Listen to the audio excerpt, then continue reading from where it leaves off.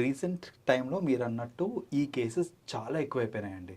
ఇలా భర్తని చంపేయటము, some times భార్యని చంపేయటము, పిల్లల్ని చంపేయటము.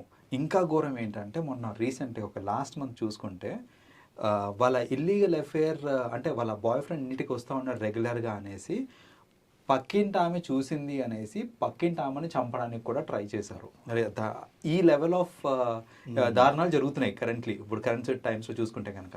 సో అసలు ఫస్ట్ ఆఫ్ ఆల్ ఇవన్నీ అవ్వడానికి మేజర్ రీజన్ ఏంటంటే అండి ఎక్స్పోజర్. ఇంతకుముందు విమెన్కి ఎక్స్పోజర్ అనేది చాలా తక్కువ ఉండేది.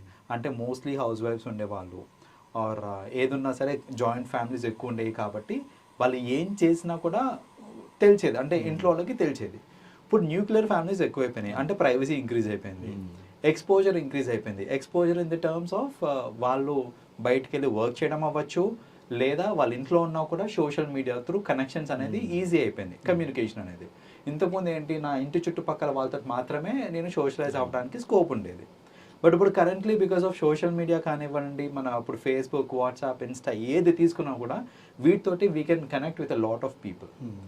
అండ్ కొత్తగా డేటింగ్ యాప్స్ కూడా యాడ్ అయినాయి దానికి, రైట్? సో వీటితోటి ఏంటంటే నా exposure to a stranger or to my other friends అనేది ఇంక్రీజ్ అయిపోయింది. దీనివల్ల ఏమవుతుంది అని అంటే ఇప్పుడు పాత జ్ఞాపకాలు, ఇప్పుడు సపోజ్ నాకు స్కూల్లోనో లేకపోతే కాలేజ్లోనో ఎవరితోటో అఫేర్ ఉండేది, తర్వాత మేము దూరం అయిపోయాము, ఎవరి లైఫ్ వాళ్ళు లీడ్ చేస్తున్నాం, కానీ ఇప్పుడు ఈ సోషల్ మీడియా వల్ల మళ్ళీ మేము కలుసుకున్నాము. సో ఇలాంటివి జరిగినప్పుడు ఏంటంటే మళ్ళీ మాట్లాడుకొని ఆ ఓల్డెన్ డేస్ గుర్తు చేసుకోవడము. ఇక్కడ ఏమవుతుంది అని అంటే ఒక చిన్న ఫ్యాంటసీ వరల్డ్ అనేది క్రియేట్ అయిపోతుంది ఇక్కడ, right?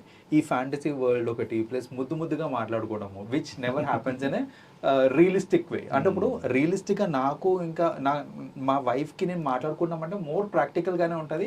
Once in a while అలా యూనో రొమాంటిక్గా మాట్లాడుకోవడం అనేది జరుగుతుంది. బట్ ఒక స్ట్రేంజర్తో మాట్లాడినప్పుడు మోస్ట్ ఆఫ్ ఎన్ రొమాంటిక్గానే మాట్లాడుతూ ఉంటారు, and especially when you are interested. మళ్ళీ ఈ స్ట్రేంజర్స్ వాళ్ళ ఫ్యామిలీతో మాత్రం మళ్ళీ సేమ్ రెగ్యులర్ అంతే, గర్కి మురిగి దాల్ బరాబర్ అంటారు చూడండి, సేమ్ అదే కాన్సెప్ట్ ఇక్కడ. సో ఏంటంటే ఇలాంటివి జరగటం వల్ల, అంటే ఈ ఎక్స్పోజర్ ఇన్ వేరియస్ వేస్ రావటం వల్ల ఈ కేసెస్ అనేది ఇంక్రీజ్ అయిపోతున్నాయి.